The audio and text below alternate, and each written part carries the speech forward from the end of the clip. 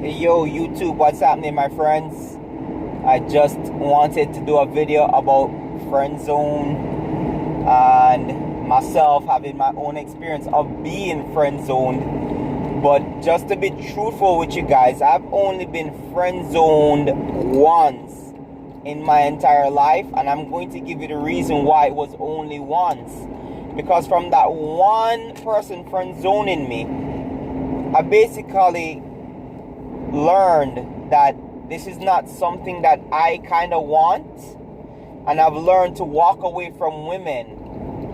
Now, I'm gonna tell you how important walking away from women who try to friend zone you is, and it has worked for me. And I didn't learn about even the pickup artist thing until I came back to America in 2013. I decided to come back to America to live in 2013, and around 2015 is when I found out about pickup artists and stuff like that. By that time I was about 30 something. So a lot of my experiences with women came from observation, really, like going out a lot, things like that. Using various tricks and whatever it is from what I learned while I was like dating and stuff. So anyway, I was friend zoned for like 3 years, from 14 to 17 years old. And even when I was in that friend zone, I basically still dated women because I kind of didn't leave my life on hold for that person, hoping and wishing. I just said, like, at a certain point in time, I actually even gave up. Like, when it happened, when I was friend zoned because it was myself and another guy competing for her. And I was actually on the winning end of that competition, but the person that was competing with me, he played a dirty trick and made her see me in a bad light. So when she saw me in a bad light, she was just like, no, she can't be with somebody like that because it, whatever.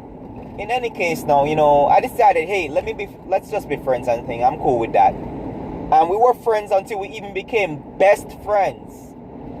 She would come over my house and sleep over and things like that. My mother, it got to a point where mother called her daughter.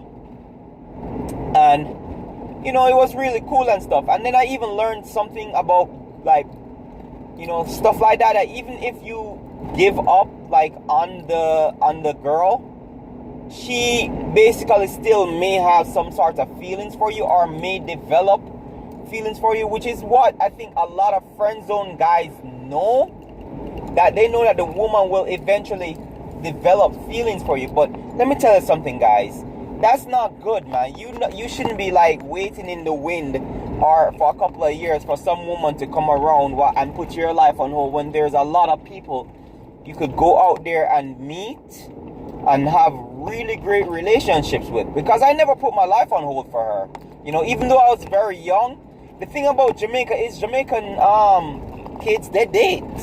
Like 14, I was 14 when I had my first real girlfriend. Her name started with a K. I don't want to give out any names about anyone, on here. But I was like 14 when I had my first real relationship. She was 13. After about a couple months we broke up, whatever it is, I had another girlfriend, and so on and so forth and so forth. Like, when you're young, you go through girlfriends and boyfriends very rapidly, I realized. Well, I mean, I never had a girlfriend for very long. Like, either I broke up with her or she broke up with me. I mean, and sometimes it was like a very stupid reason, like me not calling her enough or me not, whatever. But, I learned something about being in the friend zone. Like, being in the friend zone is not something good to be in mentally and emotionally for men, and I learned, like, after 17, because I realized after 17 I left high school, I actually started to realize how attractive I was, where a lot of women, especially older women, were definitely attracted to me and would give me a lot of play. They would give me a lot of play and be like, yo, what's up, and things like that. And I, being a young man, I would go into these relationships and stuff, observe. And that was always my main thing. because my father and I never had like this great relationship where he taught me a lot about women. He didn't teach me a lot about women, until I was like in my 20s.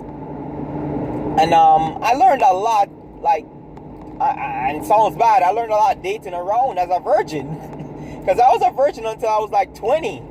So, I dated around a lot. Like, I went with a lot of girls. Like 6 months I was with a girl, and then next 6 months I was with another girl. And I was trying to, like, I wasn't really trying to make the relationships work. I was just trying to understand, how women operate, and like how to get into relationships. And that was like my main goal. But I developed something, right? Because I had a lot of friends that were girls. You understand? I developed something. Like, whenever I met a girl that I liked and she just wasn't into me, I walked away. And that's something I think a lot of men have to learn. You have to learn to walk away from women. Like, if they're not going to give you what you want, you should walk away. People are going to talk about, oh, you need to be, selfless and stuff like that. No, dude, no. Nobody should be getting something for nothing. Nobody. Why should you be unhappy and then someone else is happy? That doesn't make sense.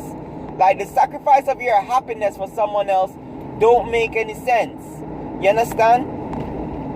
You get to watch them from a bench while they're living their life, they're being happy, and you just suck it. Oh, I'm noble. I did the noble thing and watched her be happy while I was unhappy. Yes, jolly good. No, man. You don't play that game with your life. So, there are a couple of times where there were definitely women that were not into me, and then basically they wanted to be friends. But I said, listen, I kind of have a lot of friends enough as it is. I'm not looking for a friend. So, this is where we cut ties, this is where I ended, and stuff like that. And the thing about that is that when you reject a woman, and that's what I realized when I was growing up, whenever you reject a woman, two things happen. One out of two things happen, right? She is either going to hate you for it, or she's going to be attracted to you for it. And women are definitely that weird. Women are attracted to things that they can't have. And when you show a woman that, listen, you can't control me, you can't tell me what to do, you're not going to designate my life for me, you're not going to tell me how I'm going to walk, how I'm going to live, how I'm going to experience you or experience anybody. I'm going to experience you the way I want to experience you. I don't want to experience you not at all. Now, one of my ex told me this, which is true about me. When she broke up with me, she also wanted to be friends, and I told her, no, I'm not interested and stuff like that. If I can't have you, I don't want you. You understand? If I can't have you in the capacity that I want you, I don't want you.